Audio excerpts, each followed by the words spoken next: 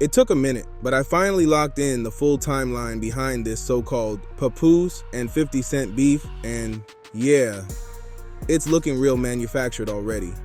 As most people saw, I recently dropped a reaction to a meme Papoose posted, the one with an AI clip of 50 Cent dancing in a club, and none of that happened by accident. That whole move traces back to the original video 50 Cent posted first. I'm about to play that clip and then read exactly what he wrote because the caption matters here. Everything I did for you. I did it because I love you. Don't you felt the same way about me? Me? Love you? Bitch, you got to be crazy. I use you. You're a toy, bitch. A freak. You get your big country, greasy ass back to the country where you belong. I'm gonna kick your ass. Get Jesse, bitch! That post was the spark that lit everything up. In the caption, 50 said, "Now you see that salt. You can't just go around putting your hands on people LOL unprovoked for no reason." That one line fed straight into a bigger narrative people have been pushing. Fans, and even Remy Ma, have been saying Papoose is leaning on Clarissa way too heavy, calling her a rebound, and saying she's way more invested than he is. Clarissa catches non-stop heat online for posting him constantly, going live saying things like, "Where's Pap at? He's upstairs," and people clowning her like, "Nobody asked you that." Some even say this feels like her first real boyfriend and the internet won't let it slide. Meanwhile, Pap is still posted up with her, acting unbothered, and honestly, that just feeds deeper into the same storyline people keep pushing online. It all fits the narrative that's already been floating around heavy. Then, out of nowhere, 50 decided to post that clip, and just as fast, he deleted it. Right after that, Papoose fired back by posting the AI video of 50, the same one I reacted to, straight calling him out. In that post, Pap was basically saying, "Nah, we still waiting on that response to Fab and them. Why you ain't respond to them? Don't come over here talking to me." That energy was loud. Then 50 jumped right back in and reposted the exact same video, clowning Pap and saying, "Look what Pap posted. Ha ha ha. That looked like one of his joints. All his hoes handsome. They tougher than him." No filter at all. Pap wasn't done though. He dropped another meme asking, "Why everybody keep comparing 50 to a bitch? Is it because he gossip so much? Why he still ain't respond to Let's Rap About It? He know he ain't nice. For real, go apologize to Banks, chump. You need him right now." And that's when it clicked. 50 really lives for this online back and forth beef. All that back and forth online is cool, funny, whatever. But when it comes to actual bars, notice how it's been real quiet. That part right there is interesting as hell. You don't hear no records, no diss tracks, no lyrical smoke at all. Now look, I'm not saying I want problems with 50. I respect him heavy and I'm a real fan. But if I ever got into it with him, I'd be dropping music immediately after that first song. It doesn't feel like 50 is rushing to respond with bars anytime soon, and that's noticeable. Hopefully we do hear something, but at the same time, he's kind of past that stage now. Instead, 50 switches it up and posts a clip of Remy Ma, and that right there had people laughing. My ex might be the least income making person that I've ever been with. Ever. Nobody fall in love faster than somebody with nowhere to stay. The fuck? He captions it wild, saying, "You really OJ. Carlos tearing the family apart, and the internet ate it up. Straight comedy." So now they're going back and forth again. And then Papoose posts a video of 50's baby mother. I didn't even realize the clips were out of order at first. I wasn't planning to play the whole thing, but it's funny because the last clip is actually the first clip, and it starts with her saying he didn't get shot 9 times. That's when things really took a turn. So that clip right there is what Pap ended up posting. And right after that, 50 came back posting Remy Ma. Times. He said Tupac got shot 5 times, so he wanted to sensationalize it because he didn't want to be compared to Tupac. He wanted to make it bigger than what Tupac was. That's what. But he got shot 5 times. That's a fact. And you were there. I was in constant communication with the doctors. I was his next of kin. He got shot 5 times. And you was there, because people are going to debate, were you there? I was, when he got shot or in the hospital. Well, both in the shot. I was there in front of the house when he got shot. Like I said, his grandmother was in the yard planting flowers.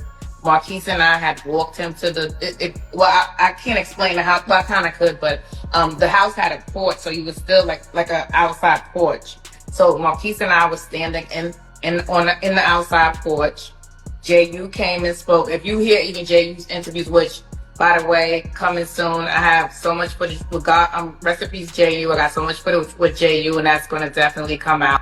I was the one before he got shot, and he signed with JMJ Records. I was the one who was taking care of him financially.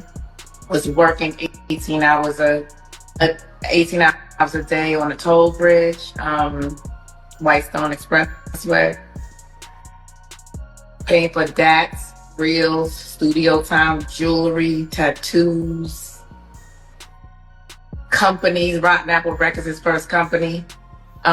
Basically pushing the idea that she was financially holding Pap down. Now listen, they were together for almost 20 years and married, so yeah, that's gonna happen. That's normal life stuff.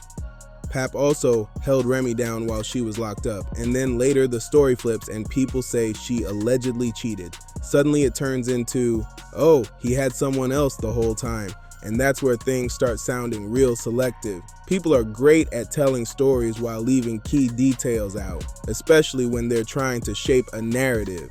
Now, 50's baby mother could be doing the same thing here, that's fair to say, but Pap clearly felt a way and decided to respond.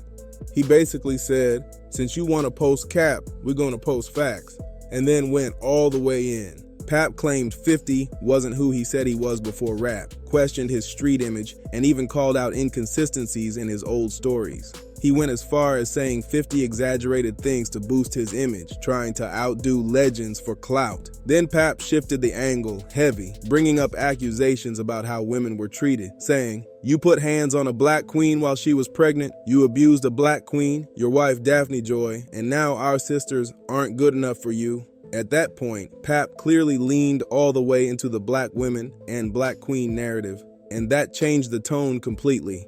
When Pap brings up claims like, you put hands on a black queen while she was pregnant, let's be clear, those are allegations. I wasn't there, nobody here was there, so nobody truly knows what's facts and what's fiction. That part has to be said. What I will say though is this, Pap needs to chill with posting those AI clips. That stuff is weird energy and honestly just throws everything off. I don't get why that keeps being the move, especially now that baby mothers are getting dragged into it and things are spiraling fast. And that brings me back to the real question. Where are the bars? Everybody involved here is a rapper, so why are we getting memes, captions, and internet shots instead of music? That's what people actually want. The only person in this whole situation who isn't a rapper is Clarissa, and she finally spoke up. Clarissa came out swinging, saying, these dudes were never the best in their field, no matter what era, and basically told 50 to stop talking. That definitely turned heads. I actually like Clarissa a lot. She's a serious talent and clearly knows her boxing inside and out. Is she the greatest of all time? That's debatable. But right now, she's absolutely holding her spot. And when she talks boxing, you can hear the passion loud and clear. I could honestly listen to her talk boxing all day, no question. Now skill-wise, yeah, 50 might not be the most technical rapper ever, but let's not rewrite history. In his prime, 50 Cent was untouchable, at the very top of his game, and he's transcended the music business into something way bigger. He's miles ahead in his industry compared to where Clarissa is in hers right now, and that's just facts. So saying someone was never the best at any point in their career, that's wild. If the point is strength and dominance, just say you can beat someone up and keep it moving. Clarissa also explained her side, saying she woke up on New Year's Day and saw 50 post her face alongside Pap's, even though she never disrespected him or said anything negative. That left her confused and asking why she was even involved. She admitted she can troll online too, but Pap told her to let him handle it, so she stayed locked in on training, saying she makes real money fighting. Still, she had questions. Why was 50 pulling her into this? Her answer was simple. The algorithm. She said she's been viral for 40 days straight just being herself, and now people are creating fake AI videos, images, and whole narratives around her name. That's when it stopped being funny and started getting messy fast. And that right there is when things officially crossed from playful internet trolling into straight up messy territory. What started as jokes and memes turned into AI edits, fake narratives, and people getting dragged in who never asked to be part of it. This is exactly how social media beef spirals.